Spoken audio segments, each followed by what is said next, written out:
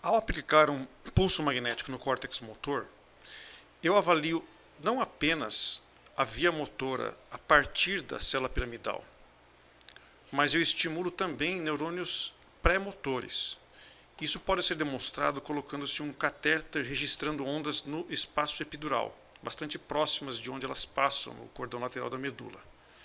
Como a estimulação magnética induz correntes transversais ao córtex, ela acaba induzindo corrente mais nos neurônios pré-motores, que têm a orientação transversal, do que nos neurônios de disposição radial, que são as células piramidais.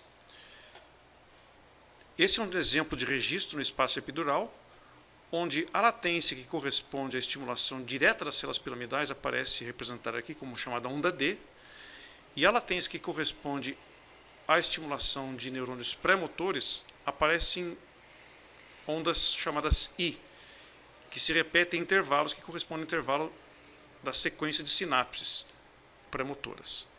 Então, após o pulso magnético no córtex motor, devido a essa periodicidade que corresponde à periodicidade de efeito de um neurotransmissor, excitatório e inibitório, e periodicidade do intervalo das sinapses, é como se o neurônio piramidal ficasse oscilando em estados onde predomina a inibição ou predomina a excitação.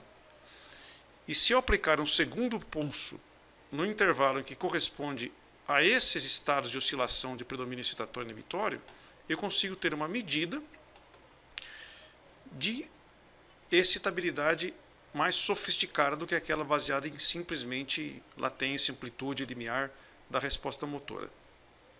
Então, esses diferentes protocolos se chamam de protocolos de pulso pareado. São maneiras mais sofisticadas de medir a excitabilidade.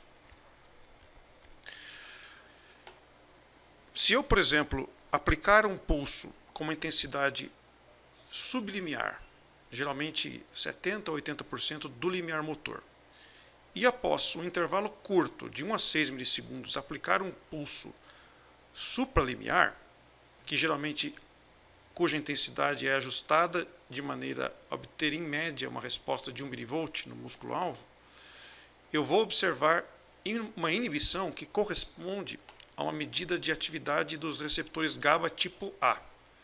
Isso porque, após a ativação de uma sinapse com receptores GABA-A, o padrão temporal de ativação dos receptores GABA-A é tal que ela está máxima nesse intervalo. Já os receptores GABA-B têm um padrão temporal muito mais longo. Então veja nesse gráfico onde os dois estão no mesmo, a ativação do GABA-A e do GABA-B estão no mesmo eixo temporal, como o GABA-A ele fica ativo numa faixa muito precoce, ao redor de 5 milissegundos. Já o GABA-B ele vai desde 40 até quase 200 milissegundos. Então, se eu aplico um pulso condicionante seguido depois de 5 milissegundos por um pulso teste, eu vou obter uma resposta inibida em relação à resposta onde não há um pulso condicionante. Se eu, ao invés de um intervalo de 5 milissegundos, usar 50, por exemplo, eu também vou obter uma resposta inibida.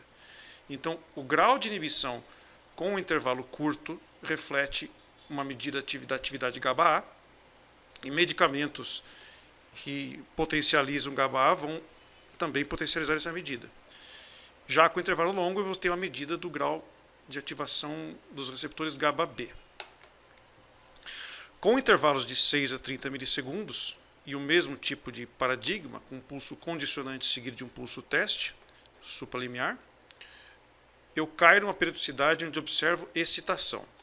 Isso reflete principalmente a atividade glutamatérgica.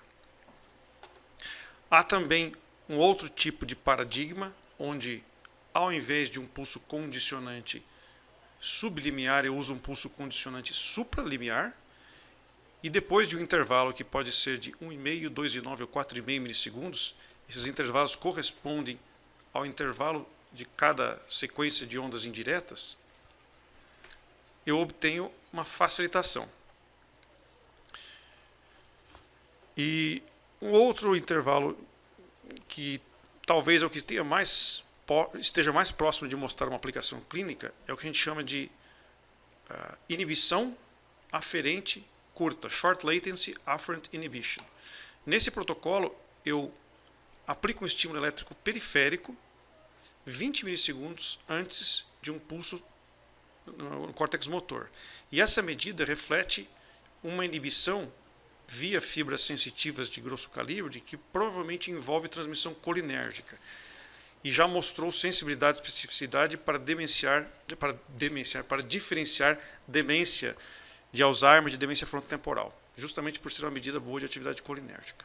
Então esse é o princípio das medidas de potenciais de pulso pareado e a sua utilidade.